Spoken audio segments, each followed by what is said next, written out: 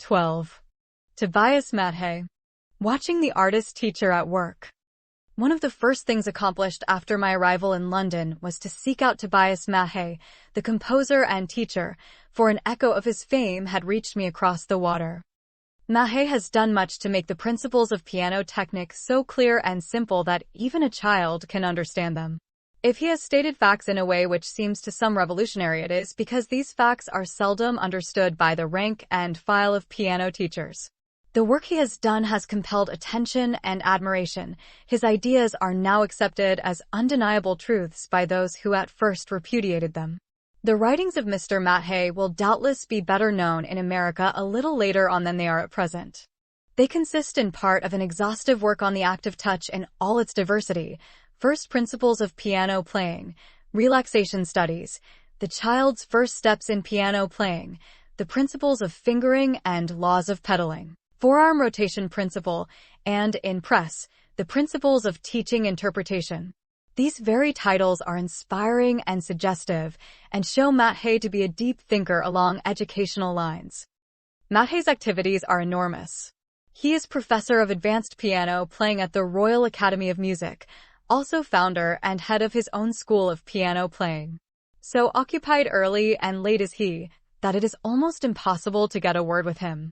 I was fortunate enough, however, to obtain an hour's audience and also permission to attend various private classes at the Royal Academy and hear a number of pupils in recital. In appearance, Matthay is a striking personality. His head and features recall pictures of Robert Louis Stevenson. His tall, muscular form has the stoop of the scholar, and little wonder when one remembers he must sit in his chair at work day in and day out. His somewhat brusque manner melts into kind amiability when discussing the topics in which he is vitally interested. In his intercourse with students, he is ever kind, sympathetic, and encouraging. They, on their part, treat him with profound respect. Matthay believes, and rightly, that the beginning pupil should learn essentials of note values, rhythm, time, ear training, and so on, before attempting to play anything at the piano. When first taken to the instrument, its mechanism is carefully explained to the learner, and what he must do to make a really musical tone. He says, child's first steps, before you take the very first step in tone production, be sure to understand that you must never touch the piano without trying to make music. It is only too easy to sound notes without making music at all. To make music, we must make all the sounds mean something, just as it is no use to pretend to speak unless the sounds we make with our lips mean something, that is, unless they form reasoned phrases and sentences. Here nothing is left vague. Matthay shows clearly how all musical form and shape imply movement and progression, the movement of a phrase toward its cadence, the movement of a group of notes toward a beat or pulse ahead, or the movement of a whole piece toward its climax, etc. This original view of his regarding form, which he has advocated for the last 20 years, is now being accepted generally by the more up-to-date of the English theorists and teachers. In regard to key mechanism and what must be done to produce all varieties of touch and tone, Matthay has made exhaustive studies. He says, first principles of piano playing, the two chief rules of technique as regards the key, are, therefore, always feel how much the key resists you. Feel how much the key wants for every note. Second, always listen for the moment each sound begins, so that you may learn to direct your effort to the sound only and not to the key bed. You must never hit a key down, nor hit at it. The fingertip may fall on the key, and in gently reaching the key you may follow up such fall by acting against the key. This action against the key must be for the sole purpose of making it move, in one of the many ways which each give us quite a different kind of sound. And you must always direct such action to the point in key descent where the sound begins. I quote also this little summary from the same work. A. It is only by making the hammer end of the key move that you can make a sound. B. The swifter the movement, the louder the sound. C. The more gradual the swiftness is obtained, the more beautiful the quality of sound. D. For brilliant tone you may hit the string by means of the key, but do not, by mistake, hit the key instead. E. You must aim the key to the beginning of each sound, because the hammer falls off the string as you hear that beginning, and it is too late then to influence the sound except its continuance. F. It is wrong to squeeze the key beds, because it prevents tone, impairs musical result, impedes agility, and is, besides, fatiguing. G. You must feel the giving way point of the key, so that you may be able to tell how much force is required for each note. Never, therefore, really hit the keys. Mr. Matt Hay as minutely gives directions as to the muscular problems of touch and technique. For instance, he explains how all varieties of tone, good and bad, are caused, all inflections of duration, and the laws which govern the attainment of agility and ease of technique, and also explains the nature of incorrect muscular actions which prevent the attainment of all these things. He shows where the released arm weight should be applied and, again, where it should be eliminated, makes clear the two opposite forms of technique implied by flat and bent finger actions. And he goes exhaustively into the little understood question of forearm rotary exertions, the correct application of which he proves to be necessary for every note we play.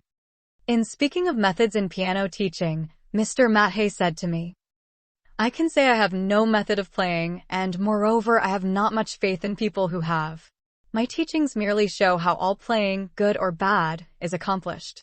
There are certain principles, however, which every player should know, but which, I am sorry to say, are as yet scarcely apprehended even by the best teachers. The great pianists have experimented till they have hit upon effects which they can repeat if all conditions are favorable and they are in the mood.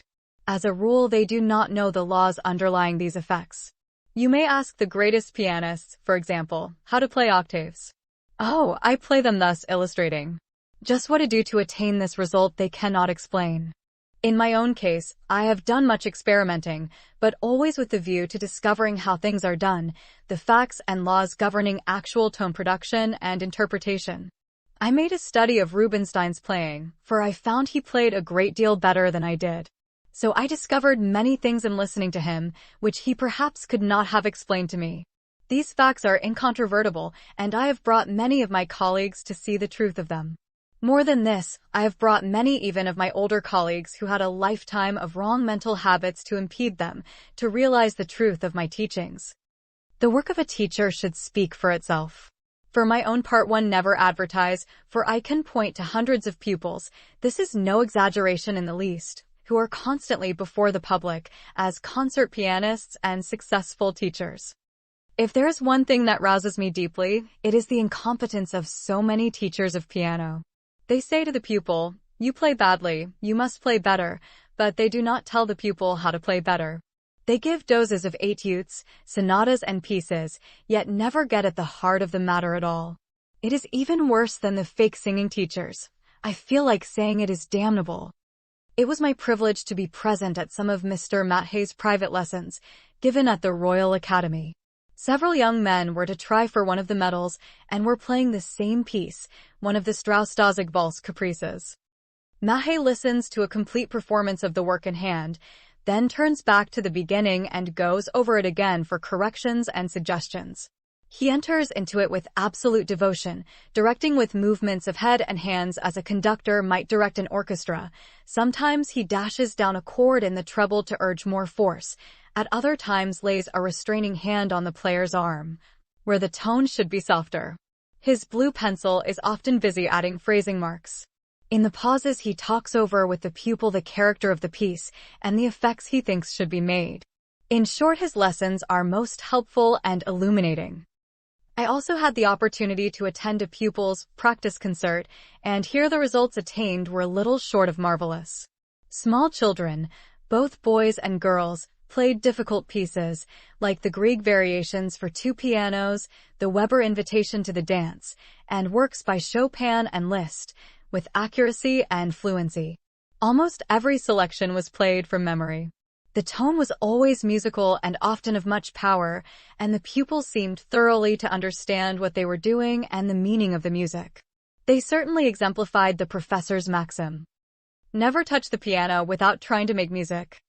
Not long afterward, I received a copy of the new book, which had just come from the press. Its comprehensive title is Musical Interpretation, Its Laws and Principles, and Their Application in Teaching and Performing. The material was first presented in the form of lectures. On repeated requests, it has been issued in book form.